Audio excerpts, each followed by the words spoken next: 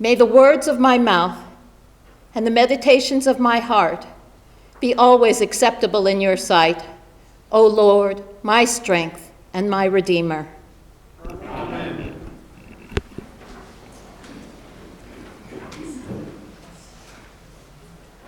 Bedstraw, cleavers, catchweed, gripgrass, sticky willy, Velcro plant. Many of you with gardens in the Sacramento area may be familiar with this tenacious and aggravating vine-like weed. In the spring, it invades our garden beds and entwines itself with our favorite plants. When we try to pull it out, it wraps itself around our shirt sleeves and even adheres to our skin. My husband Jerry is allergic to it, and it causes him to break out in red blotches. When thinking about today's gospel, this weed grew in my consciousness, as it truly seems a vile and pernicious thing. Like evil, it is inextricably tangled up in the garden of our lives. Yes, I'm talking about evil today. The gospel references evil, not a popular subject, and perhaps not a topic that we at St. Francis want to hear about at this sensitive juncture in time, when we are grieving significant loss, seeking comfort, and wondering where St. Francis will go next. But one thing I know about St. Francis: we have weathered many storms in our garden. We are a resilient bunch of Christians, and I think we can stand up to evil just as readily in our grief as in our times of success. Maybe even better, as it heightens our awareness of the suffering in the world. So, our lives are tangled up with evil. Sometimes it may be the evil we experience from others. Sometimes it may be the evil we ourselves perpetrate, because we are all capable of evil. Are evil and sin the same thing? Not necessarily. We are all human and imperfect. Sin is an alienation and denial of God. Sin is forgiven through Jesus Christ, who died for us on the cross. But evil acts may be perpetrated by those who are sinful. And evil may be fed by small acts that we don't always recognize as evil. Like the bedstraw in our gardens, it obscures and chokes out the true nature of the life being cultivated there. Jesus also uses a plant metaphor in his parable today, a plant known in the Holy Land as darnel.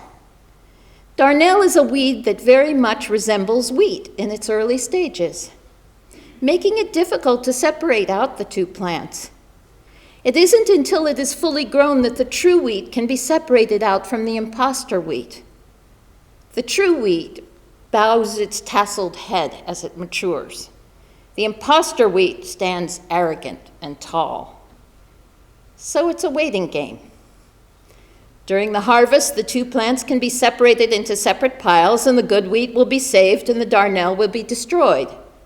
Until then, the plants must live and exist together. But today's parable, when we look at it closely, is not a threat that come Judgment Day, unless we change our evil ways, we will be tossed in the fire and not chosen to join Jesus in his heavenly kingdom. Nor does it mean that our destiny as the good wheat or the evil weeds is predetermined, and that we are powerless to change. Instead, it suggests to us that we are not the ones to judge who is good and who is evil. It is a promise that eventually God will have his angels sort out the evil. Until then, we all continue to live with evil around us, and we even perpetuate evil ourselves, for we are human and so very far from perfect. I believe Jesus wants us to focus on the promise that evil will be routed out rather than focusing on who will be saved and who will be consigned to the fire. He does not want us to judge others or try to figure out who among us is true wheat and who is imposter wheat. In fact, the very act of doing that may be evil in and of itself. And how often we are tempted to judge others in a negative way. But I believe that Jesus wants us to interact with others with what Carl Rogers calls unconditional positive regard. We are to act as if we are all the true wheat. Many years ago, when I worked as a licensed clinical social worker visiting older adults with mental illness in their homes, one of my clients was a man in his 70s who suffered from schizophrenia and depression. He was a registered sex offender, as he had been convicted of fondling a teenage relative years before. Details of the crime were not available to me. Suffice it to say that I have, as many of us do, a strong dislike, even a hatred, of sex offenders who molest children. But it was my responsibility to work with this man. I learned, not through him, but through other sources, that he had been publicly shamed for his crime years after the fact. And as a result, due to his mental illness, he had decompensated and was hospitalized. By the time I met him, he was just trying to live out his life with his wife as best he could. He was never allowed to visit alone with his grandchildren. But in working with this man from the clinical standpoint of unconditional positive regard, I discovered a gentle and humble person who was extremely remorseful for his past and very hard on himself for his failings. I came to believe that though he had perpetuated an evil act, evil had been done to him in his shaming. It was vital not to judge him through my prejudice, but rather to view him with fresh eyes in the present moment. He reflected to me that our sessions were helpful, and I like to think he regained some self-respect. But it took a lot for me to push beyond the boundaries of my own hatred. Recently, a story ran in the Sacramento Bee about how hate crimes are on the rise in California. At the beginning of June, it was reported that there has been an 11.2% increase of hate crimes in our state over the last year. And race-related hate crimes had the biggest increase of a whopping 21.3%. Speculation on the whys and wherefores of this increase are many. Some attribute it to the current political climate, others to social media. There's a suggestion that hate crimes are now better recognized, and therefore they are reported more frequently. That would be a good thing. The FBI has defined a hate crime as a criminal offense against a person or property motivated in whole or in part by an offender's bias against a race, religion, disability, sexual orientation, ethnicity, gender, or gender identity. Hate crimes are a product of one group of human beings judging another. Hate crimes are evil. Hate crimes hurt, even when there is no bodily harm. According to the American Psychological Association, hate crimes send messages to members of the victims group that they are unwelcome and unsafe in the community, victimizing the entire group and decreasing feelings of safety and security. Furthermore, witnessing discrimination against one's own group can lead to psychological distress and lower self-esteem. I have never thought of myself as a perpetrator of hate crime, but I have a confession to make, and I ask God's forgiveness. I have been guilty of the judgment that fuels hate. As an example, recently, I caught myself at choir practice, remarking to another choir member about the red wingback chairs that now sit to my left here. These are Valley Redemptive chairs. The African American Church, which shares our space, and they're used during their service. I made the remark that those are some chairs. These are not part of our tradition at St. Francis, and I clearly had some strong feelings about them being there. I did note to myself that they looked attractive in the space and that they were unobtrusive and cohesive. The color matches well, but I did not say this out loud. I didn't even bother to wonder how they were used. I simply said, "Those are some chairs." Later, I realized the judgment and lack of openness this phrase implied. This is the type of seemingly innocuous remark that can fuel dislike and even hate. And that is not where I personally want to be in my relationship with Valley Redemptive. Instead, I want to understand more about how they use these chairs. I want to view the chairs and those from Valley Redemptive with unconditional positive regard. As an aside, Pastor Bryant was here when I got here for choir this morning, and I asked him about the chairs. And he told me that yes, they are part of his tradition. This is part of the tradition of the Church of Valley Redemptive, and that pastor and others use these chairs during the service, and that they had a special retreat this week, and they even had additional chairs behind these chairs for special speakers. And the retreat addressed specific psychological issues. And it was very impressive, and I'd love to know more about what that retreat was about. It is so easy to get tangled up in the clingy tendrils of innuendo and gossip in the garden of our lives. Often it relates to wanting to fit in. We are often seeking validation for our own life views. Rather than exploring it objectively, we allow the story to become the facts. In our modern world, Facebook tends to be the biggest tool for harmful gossip, innuendo, and blame.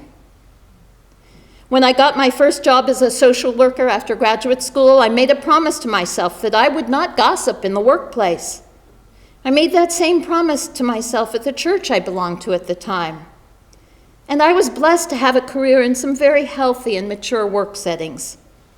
But from time to time, when I realize I've been drawn into gossip, judgment, or blame of others, I have had to pluck the sticky bedstraw from my arms and legs and again look at the person or persons involved as the true wheat and stop accusing them of being the imposter. Developing empathy for others, putting ourselves into their shoes, can help us move away from such judgments. In addition, ignoring these hate crime statistics as irrelevant to our own lives also actually helps to perpetuate evil. We cannot be indifferent. Because perhaps even more than gossip, innuendo, and hate, indifference is the dark soil in which the vile bedstraw of evil is allowed to grow. To quote Elie Wiesel, the Holocaust survivor, activist, and Nobel Peace Prize winner, the opposite of love is not hate, it's indifference. The opposite of art is not ugliness, it's indifference. The opposite of faith is not heresy, it's indifference. And the opposite of life is not death, it's indifference. We are positioned here at St. Francis to work with Valley Redemptive to combat hate and hate crimes. But it begins with each and every one of us. We have no idea how our personal integrity and choices and remarks may affect others, but small acts ripple outward. In a recent Sojourner's article called Confessions of a Former White Supremacist, the story is told about one of the founders of Life After Hate, a nonprofit dedicated to helping people leave neo-Nazi and white supremacist groups. He was served at McDonald's by an elderly African-American woman who saw the swastika tattooed on his hand. She looked at him and said, "Oh, honey, you're so much better than that." That seed germinated for years until the man left white nationalism and dedicated himself to helping others leave. She had seen the true wheat. May we all be so open as she. To truly live in God's love, to thrive and grow, we must not be indifferent to the hatred and resultant suffering in the world. It was the Pharisees' indifference to the people they were supposed to serve that most angered Jesus. They were bent on upholding their laws and preserving their own way of life, rather than helping those they perceived at the bottom rung of society: the poor, the lame, the tax collectors, the lepers. These were the marginalized individuals Jesus sought out. He would not be indifferent to them. He was present to them in their suffering. True faith in Jesus Christ is the opposite of indifference. Faith helps us to have unconditional positive regard for others. Faith actually opens our eyes to the evil which causes suffering in the world. And alleviating suffering for others is part of how we bow our heads like the true wheat to serve God while we exist on this planet. I believe that we here at St. Francis work hard to be master gardeners and to develop our ability to pluck out the evil bedstraw of innuendo, gossip, blame, indifference, and hate. It really begins with each and every one of us. We model it for each other. We have the ability to cultivate kindness, compassion, and relationship with Valley Redemptive and with each of the lives we touch, whether it is through mission or in our daily interactions with each other. We have the ability to grow and nurture unconditional positive regard for the world. As Paul says in today's epistle, the whole of creation has been groaning in labor pains. But we are to be saved through hope in what we cannot see. In truth, there is hope that the very evil that dwells in us will be destroyed by God's angels, and we will be cleansed of the clinging, vile bedstraw of this life before we move on to the next. In the meantime, when we treat others in the world as the true wheat, we cultivate a garden that is worthy of the city of God. Amen.